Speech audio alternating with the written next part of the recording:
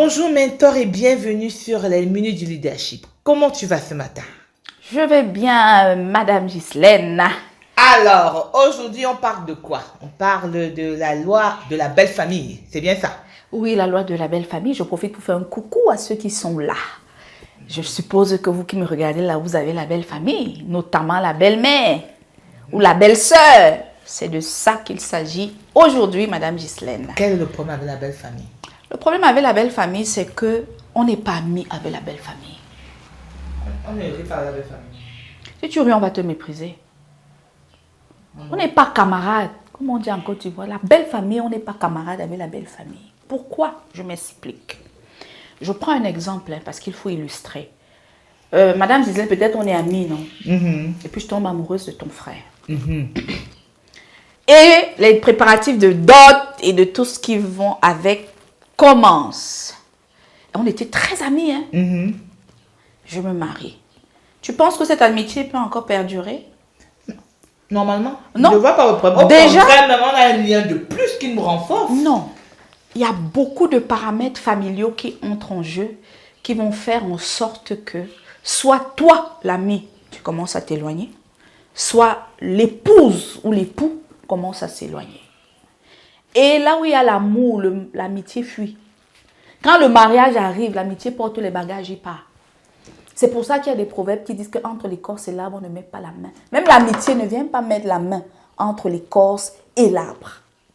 Ça crée toutes les... Et je dis, quand on parle de loi, c'est des lois universelles. Ça s'est appliqué partout.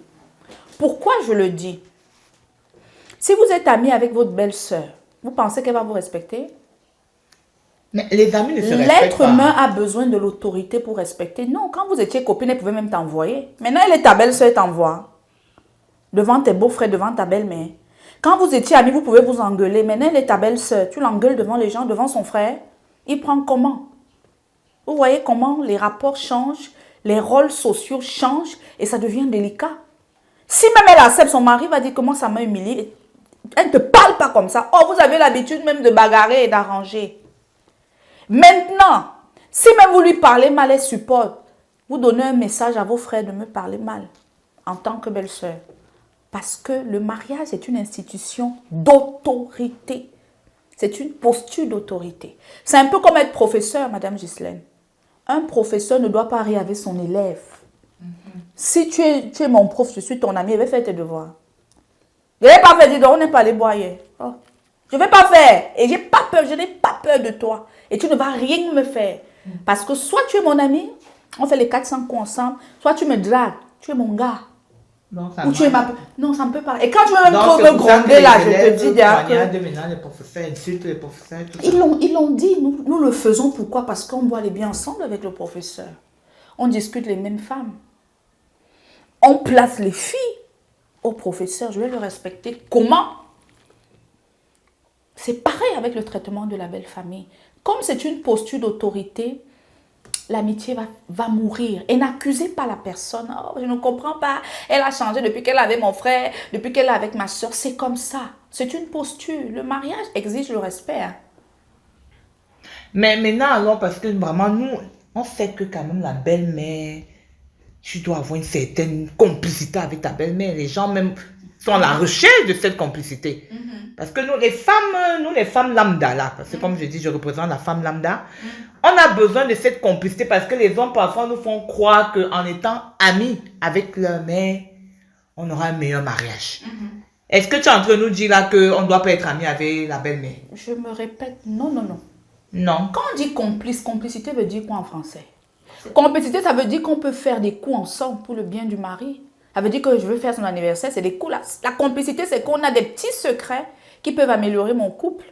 Mais complicité, que elle sait que j'avais avorté avant. Ta belle-mère, mais tu es morte.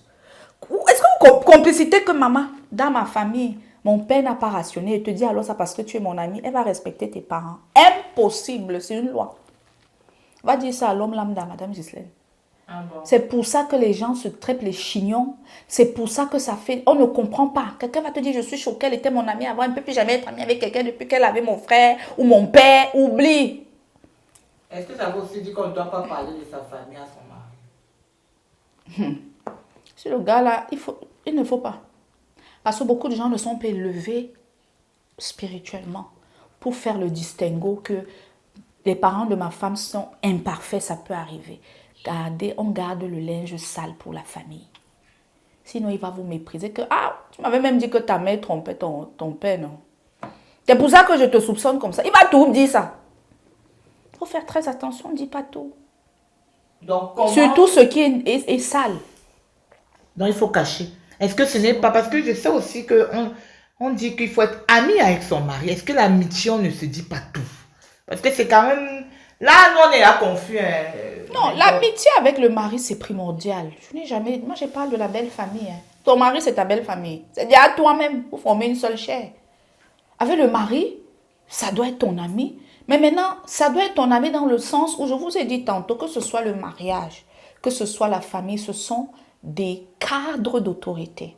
Si ton mari sait certaines choses déshonorables sur ta famille, ça peut jouer sur le respect qu'il te donne ou qu'il leur donne.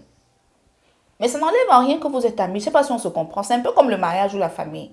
Tu es mon ami, mais je ne vais pas venir te parler, te dire par exemple que ma soeur est sale. Que comme tu vois là, elle ne lave pas souvent ses cils. Il va respecter ta soeur. C'est ton ami, non? Oh, tu peux dire ça à ton ami qui n'est pas ton mari, vous en riez. Tu ne peux pas dire ça à ton mari parce que ta soeur, c'est sa belle-soeur. Donc, on prend... Qu'est-ce qu'on retient?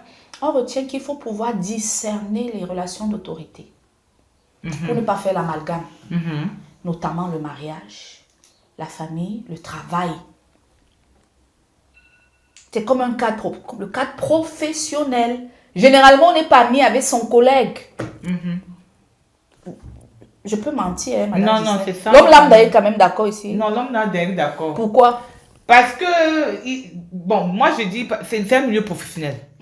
Non, l'homme lambda dit, c'est un milieu professionnel. Dans un milieu professionnel, on garde une certaine éthique. On garde un certain respect. On n'a pas besoin d'aller dans les confidences. D'accord. Mais la belle famille, c'est la famille. C'est juste que, surtout en Afrique, non, c'est que ta belle-mère, c'est ta mère. Comment on ne peut pas être ami avec sa mère? Même avec sa mère, c'est un problème. Si tu es ami avec ta mère, elle n'aura pas l'autorité. C'est pour ça que j'ai dit le mot de fin. Là, l'homme lambda a envie de dire que si vous avez pour avec votre mère, il y a des filles qui sont très amies avec leur mère. Écrivez en commentaire les internautes. Les filles qui sont souvent amies avec leur mère, là, vous êtes contents d'elles? Leurs mères sont neutres dans les jugements. Leurs mères ont une certaine sagesse, ont un certain recul à 80%, 90% même non. J'ai dit tantôt, les relations d'autorité, il y a une manière de les gérer. On n'est pas ami avec son enfant. Si je suis amie avec toi, je vais te dire que maman ne part pas à l'école aujourd'hui. Tu vas me dire que c'est même vrai, ne part pas. Tu es en train de me faire du bien. Il faut une certaine crainte. C'est ça, non? Que ce soit avec... Même votre mari doit vous respecter. Il faut une certaine crainte dans une relation de couple. Il faut une certaine crainte dans les relations avec la belle famille. Il faut une certaine crainte même dans la famille. Avec les parents. Le parent, c'est ton camarade. Donc, conclusion. On n'est pas amis avec la belle famille. Merci, mentor. Aujourd'hui, je crois que c'était une douche très froide. On se voit pour la prochaine capsule. Les minutes du leadership. Ciao, ciao.